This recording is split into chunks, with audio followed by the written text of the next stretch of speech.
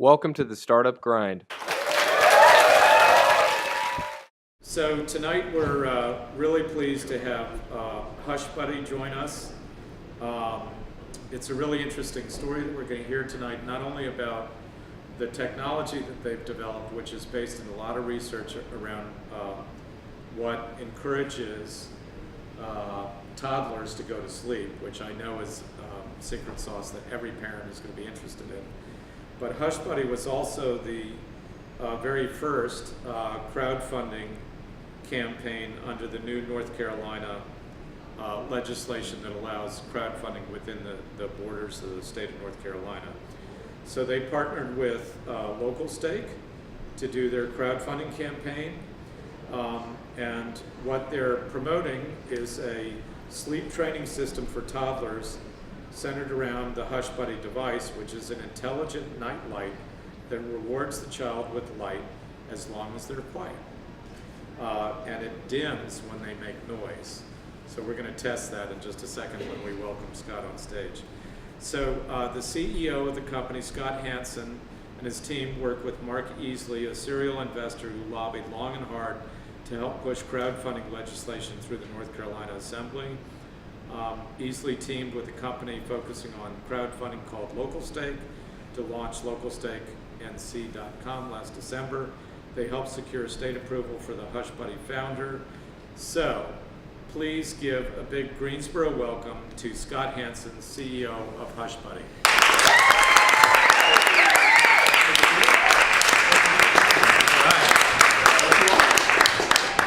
Thank you, Greensboro. I like that. So we usually start kind of with some backstory about how you got started on your entrepreneurial path.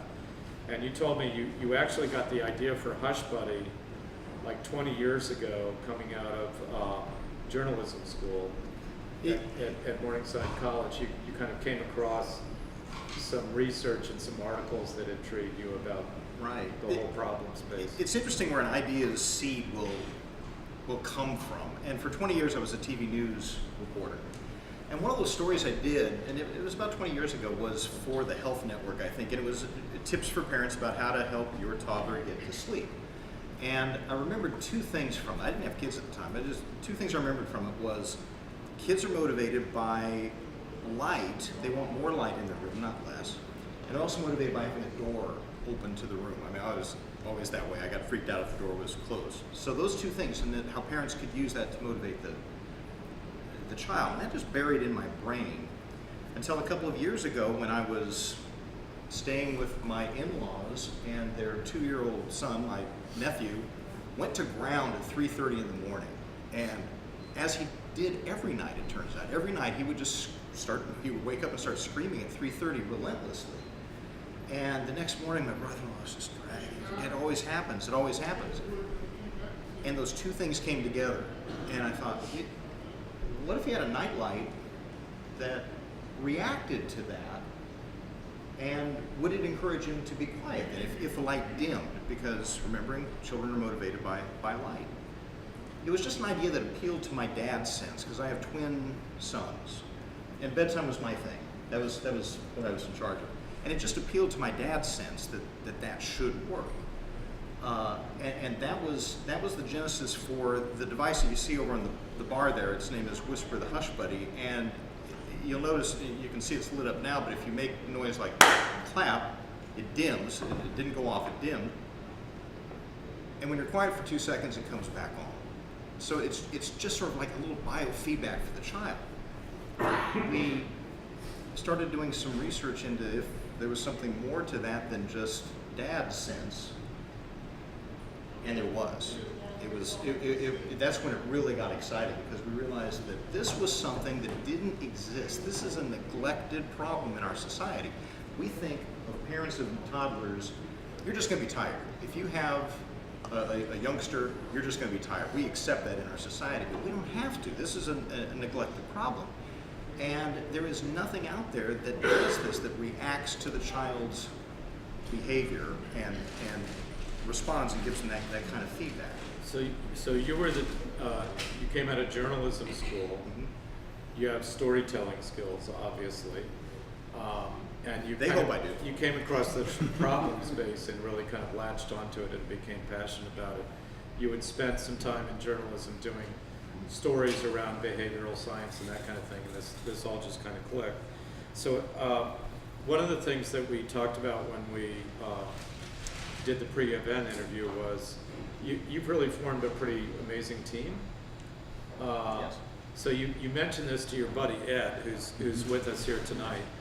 And so tell us about Ed coming on the team, and then we're going to talk about how the attorney came on the team. So, Whenever I hear stories about startups and how they go, I always hear that part where luck plays a part of it. And I always hate that part of the story because it seems like if you have a good idea and you work hard, that should be enough. I hate when luck plays a part, but what I didn't realize is that luck was playing a part in my own story too, and part of it was literally the day after I got back from that visit where my nephew did that and I had the idea for it, I happened to have a meeting with Ed.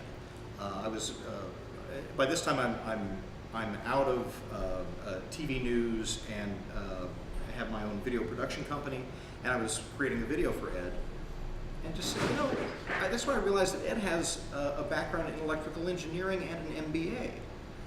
He's a numbers guy. those are useful skills. Those are useful skills. I'm not a numbers guy. If you want to get Ed something for Christmas, get him a spreadsheet. He loves spreadsheets. He's just happy with it.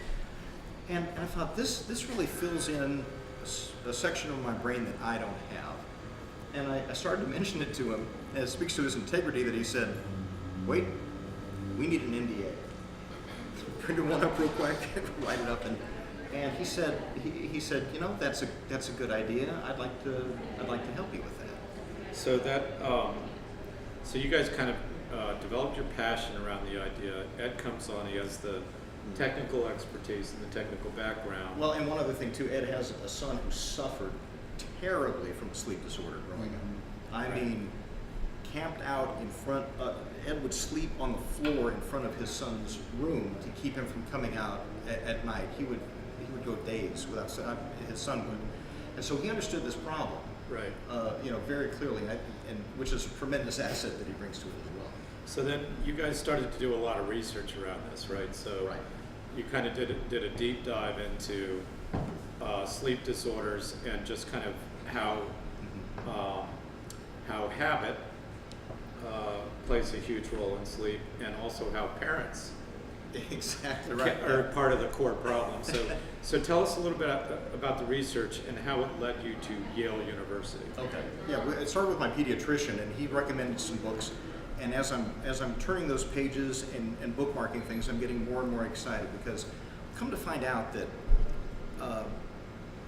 what Hushbuddy does is based so soundly on sleep science and on behavioral science. There are three parts of any behavior or any habit. There's the cue or the trigger, there's the behavior itself, and then there's the consequence of the behavior. All right, so in the case of a child who's used to just having a tantrum at bedtime, it's just, hey, it's bedtime. And the routine going into that, that's the trigger. There's the behavior itself of crying and throwing a fit, and then there's the consequence. Well, there was no consequence to that behavior before. The child could cry all night. What's the downside? There's no downside. What our system does is it changes two of those three things. You can't do anything about behavior. Sorry, parents, you can't do anything about behavior, but you can affect the consequence of the behavior, and you can control the trigger. So we have a bedtime story, and we recommend certain routines going into it. So that changes the cue for bedtime. And then afterward, of course, if they decide to act up, there's the consequence of whisper their friend dimming. So there was that part of the equation. There was also, I was amazed at the number of devices that are out there that were actually the opposite of sleep inducing. I mean, they would have things like they would have blue light, and blue light, the LEDs would be kind of a bluish tint. That hurts the production of melatonin. It actually helps to keep you awake. You think it's daylight out, but still devices are sold left and right to do that. Or they play music and they put stars on the ceiling. They're very stimulative to the child instead. Oops. So, yeah, sorry you forgot that? Yeah, I did that with my kids. Our light is amber because that signals you back to the campfire, and it's time for bed. And so as we're reading this book, we said, we're onto something. We're onto something. Let's find somebody who really knows this topic and run these ideas by. So how did you find Craig Campari? Dr. Craig Canapari. Canapari at Yale University. How did that connection get made? He has a blog. He does a wonderful parents-facing blog, so it's not full of a lot of medical technology, terminology. And found him online. He is the head of the Pediatric Sleep Center at Yale University. So, drop him an email and said, "Can we have an hour of your time? We've got an idea we want to run by you." And he said yes. So we get him on the phone and we tell him about this process, and he spells out, he understands this behavioral science that I just talked with you about. He told us what our sweet spot was for age. We're talking about 2 to 4 year olds basically, because you have to have a sense of cause and effect. So that's the age group that we're looking for. But he also turned us on to the fact that we are on to something that benefits kids for their entire lives. And I get that if you've got kids and you remember nothing else from tonight, just remember this. Make sure your 2 to 4 year old gets 12 to 14 hours of sleep a night. And here's why.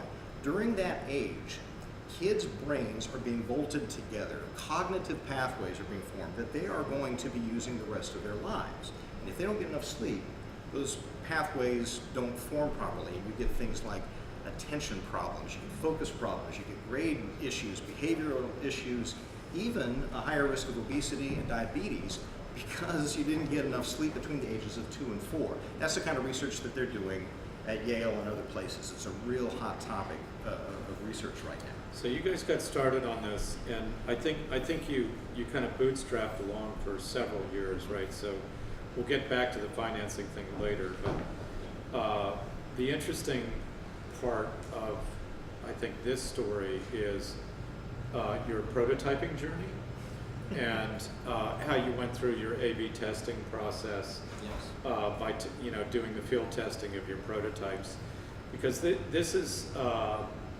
what's good about this story for our startup community to understand is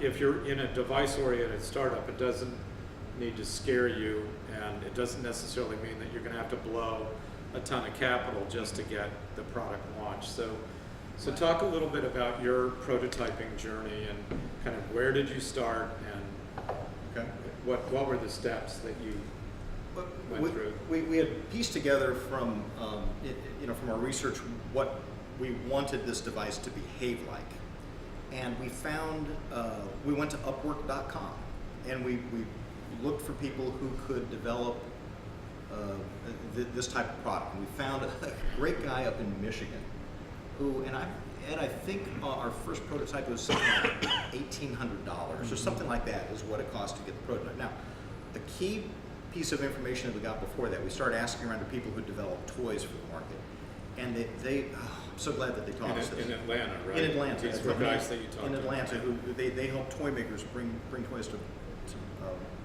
market. And they said, don't get too fancy with your prototype.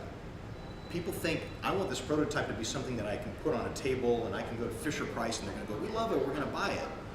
Don't worry about that. It needs to function properly, but don't worry about what it looks like. Don't worry about perfection. Exactly. In your first iterations. So we went into that with that in mind. And what you see on the counter over there is what we call our big, ugly, clunky prototype. The big one on the left is our initial prototype that was built in Michigan, 3D printed. I'll bring it over. Okay, thank you. It's not plugged in.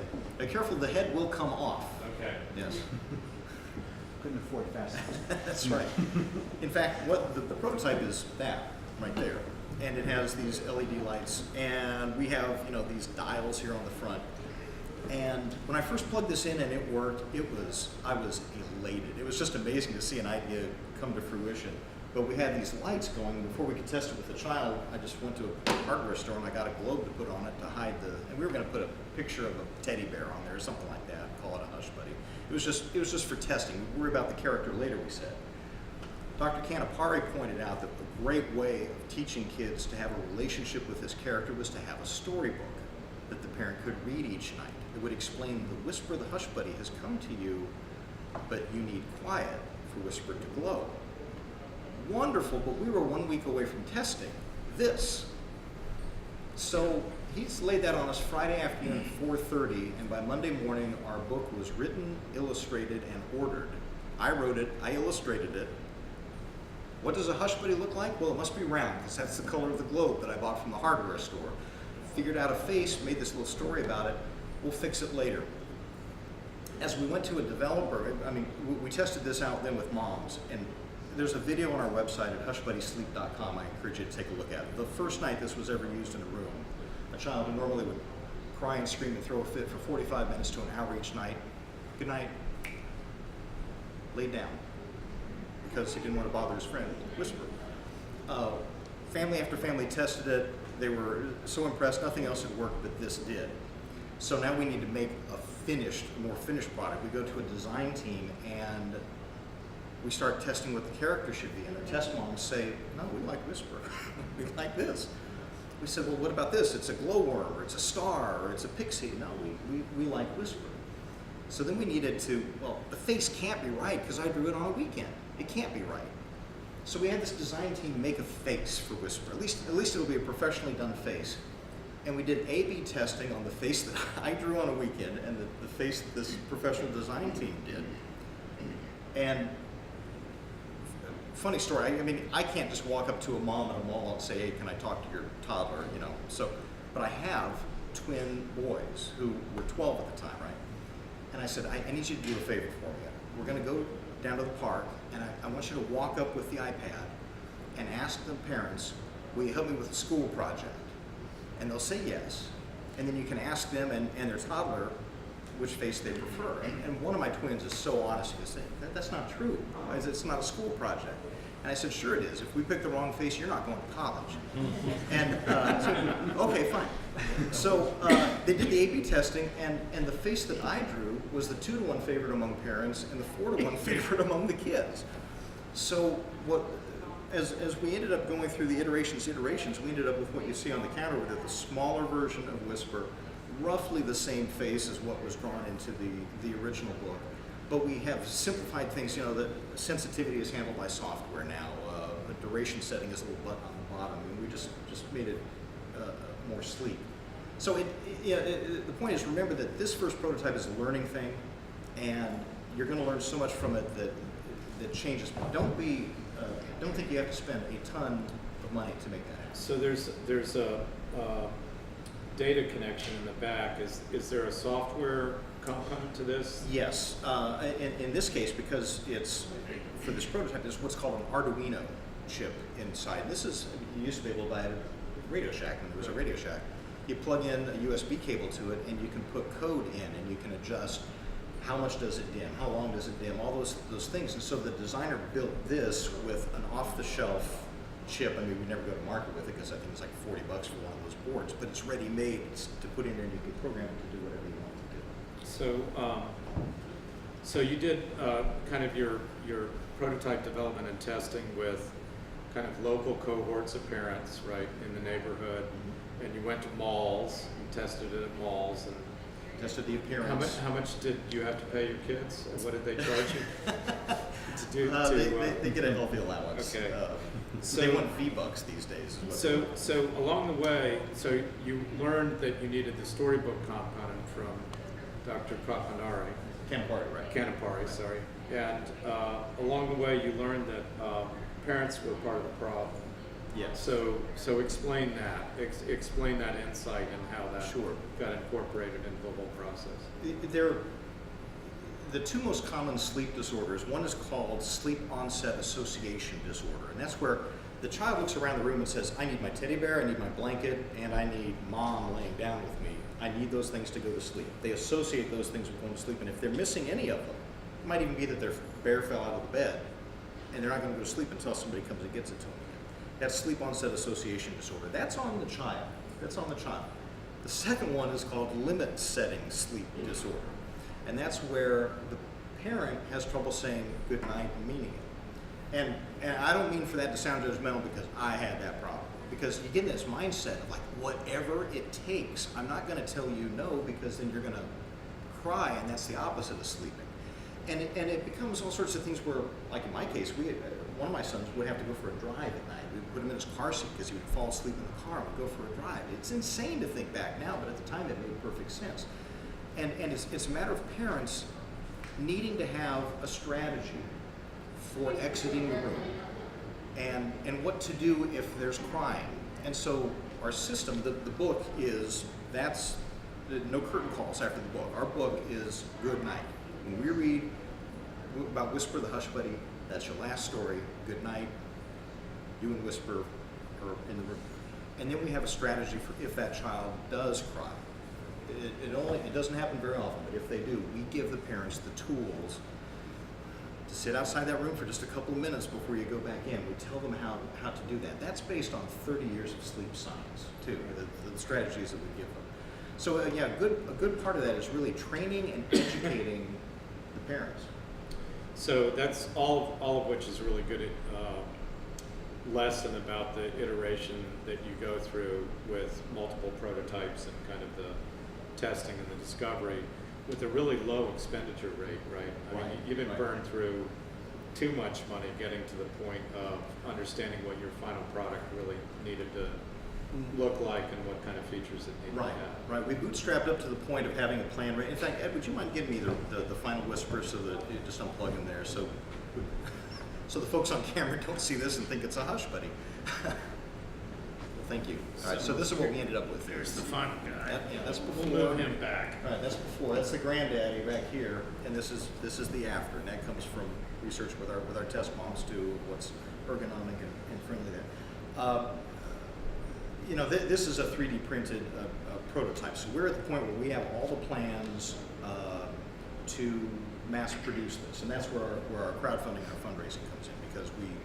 So before we get there, before we talk about the fundraising, there's a third member of your founding team. Good point. Yes. And this is another story that I love because, okay, we're on to something here. We know it's going to work. We've been through our prototyping. Now we need to protect the intellectual property. Right. So you called up an attorney who I happen to be the best man at his wedding.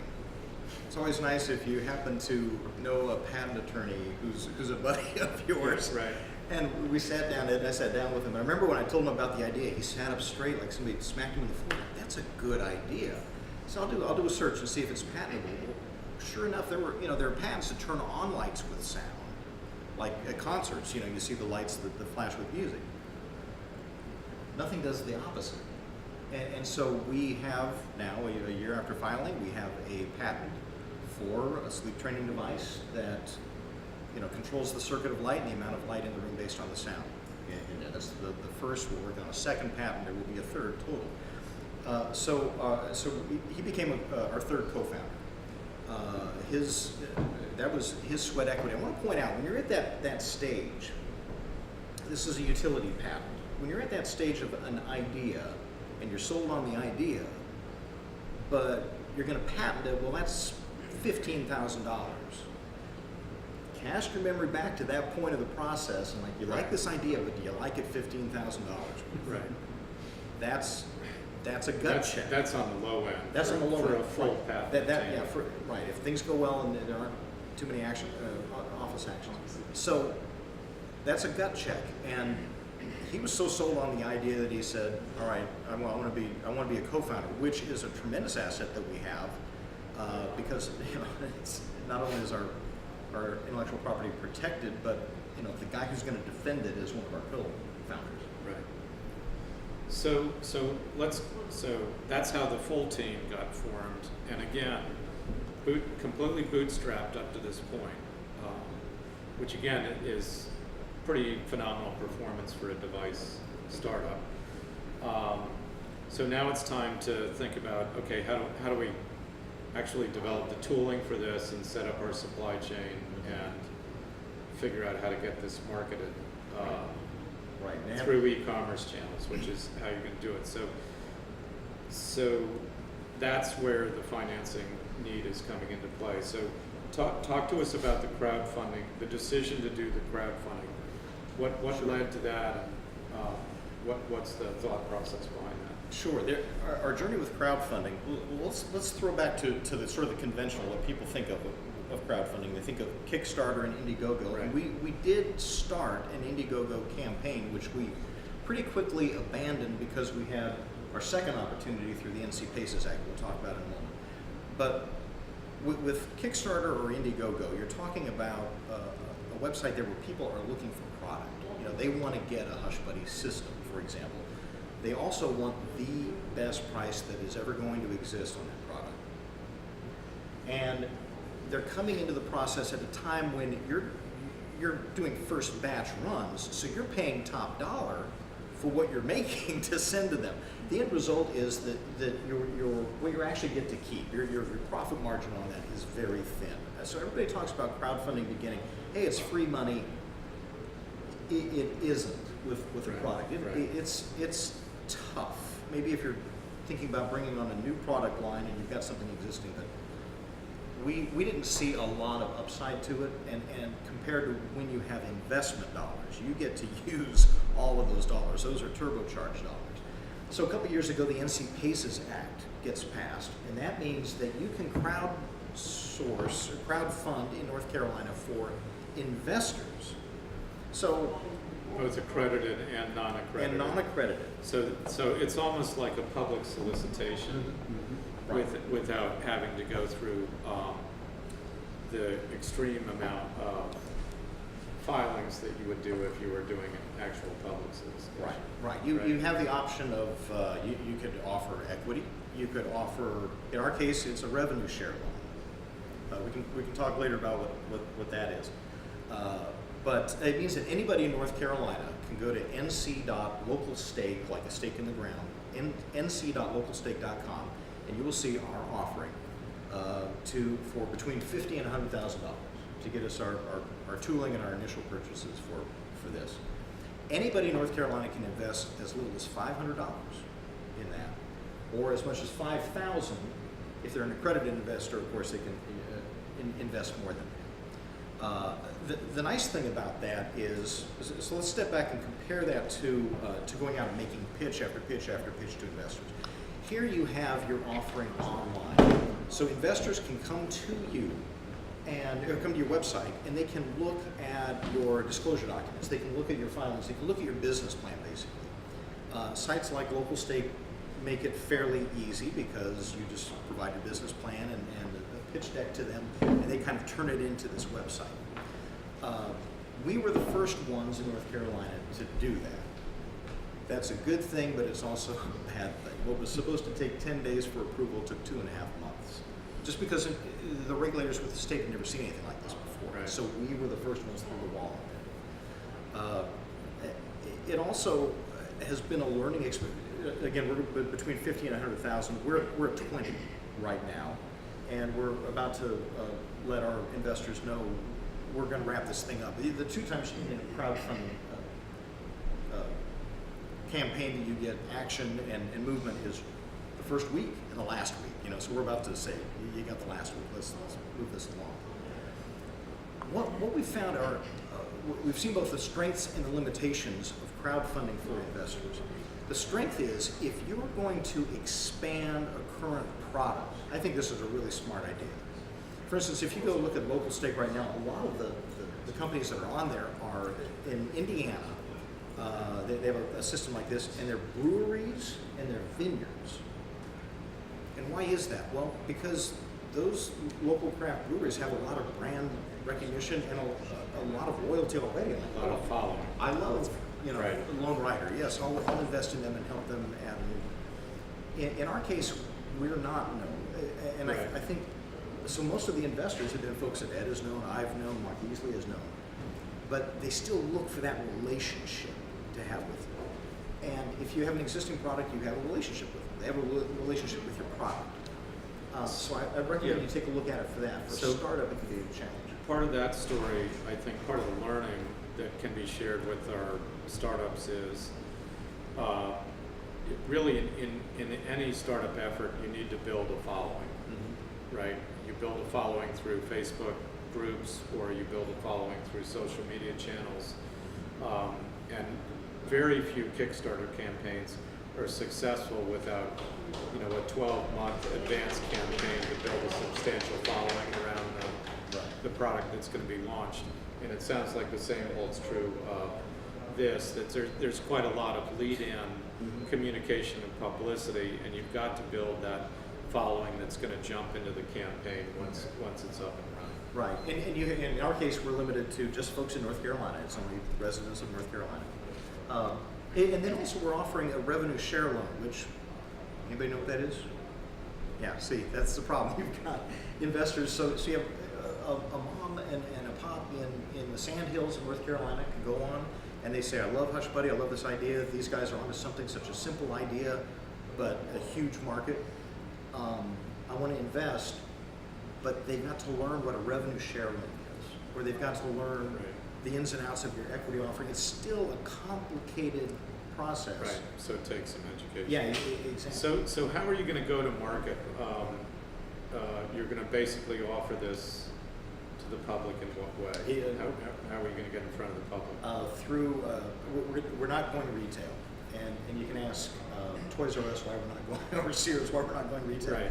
We're going to go through our website, hushbuddysleep.com, and also fulfillment by Amazon. Got it. And take it out that way. And the core of our business is going to be marketing, getting eyeballs on this. Because I mentioned that video that's on our website.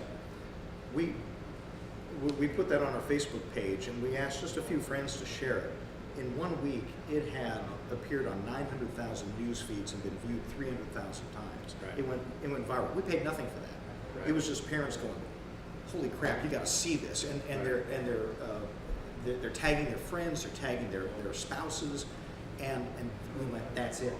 That's our go-to-market strategy. It's just telling that story again and again." So, did you connect with the Ecom Dash guys? Yes. Last week. Yeah.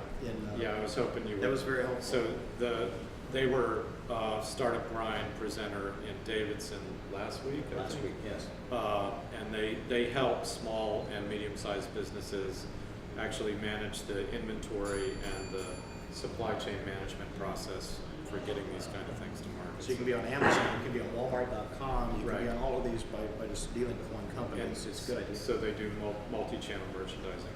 So let's finish up with, like the 4 or 5 key lessons learned that you can share on your Hushbuddy journey. Sure. What are the most important things you've kind of learned along the way? I know that this is individual to people who are doing product development. As I mentioned, don't get hung up on the perfect prototype, because there should be no such thing. Don't worry about that.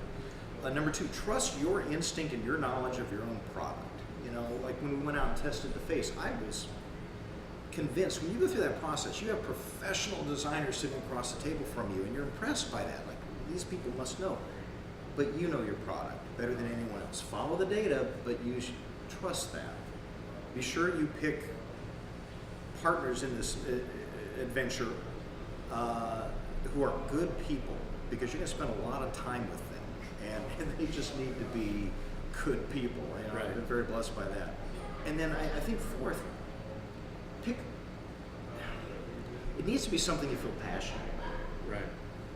Because if you're just doing it for the money and the payout, that can be a long wait, and there are times when it seems like it's never going to happen, and what's going to get you through that is going to be the passion about it. And what's challenging is when you go to the fundraising, the people who you're pitching to, they don't want to hear about that. They want to hear about the numbers, But for you, for your own dedication to this, have the passion about what it is you're doing. I mean, talk to Ed or me about how we're going to be helping kids and families with this, and have a seat, because that's something we love to talk about. So those are all great lessons. So any questions from the audience? Do you guys have any burning questions you want to throw at Scott here? Yeah. Where's your manufacturing? Is it going to be overseas or in the U.S.? That's a great question, because we started off this journey saying we're going to build this in the U.S. We're going to build this in the U.S. We're determined to. And then we started hearing, well, the parts were coming from China anyway. They were going to come here. And then we started hearing, we started seeing pricing that, we want this to be available to a broad range of parents, not just people with means. So we want to have smart pricing on it. And we started looking at at nearshore, and then just very recently we got connected with. We were scared of going overseas because we'd heard these stories of intellectual property theft and we'd heard quality control stories. We found somebody. This is wonderful. The supportive network of entrepreneurs is just wonderful. Who does action figures for Disney, and but they come from China, but ultimately it's marketed through Disney. So he said, I can tell you who some good people are over there. And we've talked with them, and so I suspect we're either going to be overseas or nearshore with this, just because that's the only way that the numbers have made sense to be able to sell it for a reasonable price over here. So the initial financing is going to fund a preliminary production run, right? Right. For molds and the initial purchases of this, it has to give us some runway. Yeah, a little bit of runway. So how do you finance the next run and the consecutive runs? Is the profit from the first sale going to be enough to finance the next run? Exactly. Yes. Okay. Yeah. Exactly. After that, we are off to the races with it. This can become profitable very, very quickly. It's just a matter of the initial the initial nut to swallow with the molds and the tooling and those first purchases. Right. But once I forget the number of units it's really just a couple of thousand, and we are covered and we're off. So something you might want to think about, there's a new technology called Carbon 3D, which provides injection mold quality product without the injection mold. So it's a way to do initial production runs for a little bit more than you would pay on for a lot less than you would pay for full tooling and offshore production of a first run. So it's a way to get a first run out without going to the full expense of the tool product. So another question. Yeah, what's your timeline for when you actually pay for your injection mold and you actually hit your part in your can? You have 45 to 60 days for build the mold, then another, after you get the samples from it, then you've got another 30 to 40 days before they're actually doing in production, and then you've got 60 days to ship. So now you're looking at about 30 to ship, Yeah, but 30 to ship to here, and then take another 20 to 30 because you have to go through customs, and if there's something that goes wrong, then you kind of got to add that time in, right? Because you don't want to promise something that you're not going to have in stock. Now, are you going to have stocking here, or you do fulfillment? No, you said about fulfillment by Amazon. Are you going to have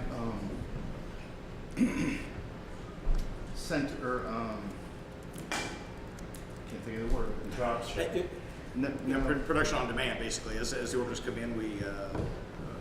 Yeah, but how you're going to have some in stock exactly. to be able to do that. Yeah. And your warehousing, you're going to have East Coast, West Coast warehousing. I'm trying to think of the right word for it.